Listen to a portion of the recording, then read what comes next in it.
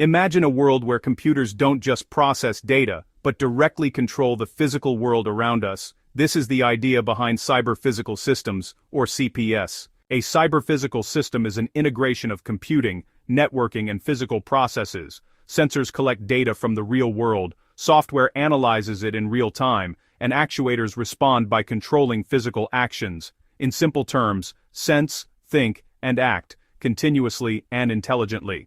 Cyber-physical systems consist of sensors to observe physical conditions, embedded processors and AI models to make decisions, communication networks for data exchange, actuators to affect the physical environment. These components work together in a closed feedback loop. Modern CPS now integrate edge AI, digital twins, and real-time analytics. They play a crucial role in Industry 4.0 and Industry 5.0, enabling smart factories, autonomous systems, and human-centric automation. Security by design and resilience against cyber attacks are now core CPS requirements. Cyber-physical systems power autonomous vehicles, smart grids and energy systems, medical devices and remote surgery, intelligent robotics and smart cities. Cyber-physical systems bridge the digital and physical worlds, making technology more responsive, intelligent, and impactful than ever before.